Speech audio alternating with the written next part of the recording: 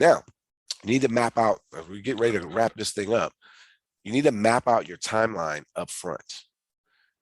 Before you begin with the exchange, map out every step of the way, leaving nothing to chance. So you know, when I'm talking about a timeline is this.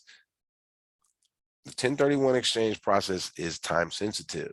When you sell your current property, which is called the down leg, all right, the what's called the relinquished property, that's the technical language, relinquished, we call it down leg. That starts a time clock.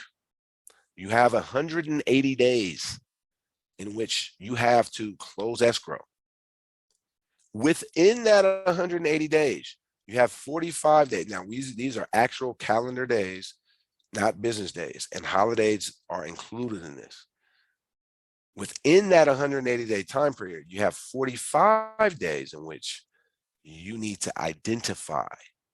You need to identify what properties you're going to purchase. We talked about that earlier in the presentation, the 3-property rule or the 200% rule as different ways of identifying your property, what's called the replacement property, the up leg, the property you're going to purchase. You need to sit down and map this out before you list, okay? And then you can say, okay, I'm going to take 2 or 3 weeks to get the property ready for sale. We're estimating property to be on the market anywhere from 2 to 4 weeks, typically in our market.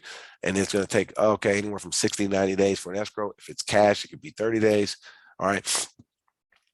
Therefore, before you list the property, you start, do everything we talked about, map out your criteria, reach out to brokers, get your financing in order, start looking for replacement properties, and then move forward with getting your existing property sold.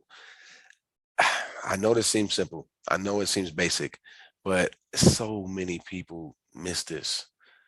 And I deal with this all the time where I'm saying, hey, we're selling a property. All right, we need to be looking at property. No. I don't want to think about properties until we sell this one. And then we're going to be under a time crunch. All right. You don't want to do that. What you do want to do is begin looking for that replacement property long before you sell it. And there's these things called reverse exchanges. Now they're very expensive and complicated, and we can avoid doing that by following our 9-step process in this 1031 success checklist by looking for the replacement properties first and beginning that process first. Going through this 9-step program will help you to be able to do that. All right. You want to start that process early. Ask yourself these questions. When are we going to be closing on the up leg? When is our replacement identification deadline? When do we plan to close the down leg? All right. How long is it going to take me to finance this property? Am I able to finance this property? All right. Are we going in all cash? Do we, all these types of factors up front? Because what you don't want to do is start looking for the property after you sell the down leg. So when you're in that 45-day period of time, and I've been there a million times, okay, now it's like you're trying to make a touchdown pass. It's 4th and 25 in the cold. Now, I know this weekend of football, we saw Patrick Mahomes and Josh Allen and all the quarterbacks making these crazy, touchdown passes with 1 minute left and all of this stuff. That is extremely difficult, by the way. Can you imagine that pressure of that? Now, the reason those guys get paid the big bucks is because they perform well under pressure. All right, but let me just tell you, for most of us, when stress and pressure and time deadlines kick in, our ability to think clearly and logically and wisely diminishes. It goes down because that pressure puts stress on you, and stress puts cortisol in your brain, and you can't think as good. Now, some people rise to the occasion, throw that touchdown on 4th and 25, right? And you want to have those kind of skills to bob and weave.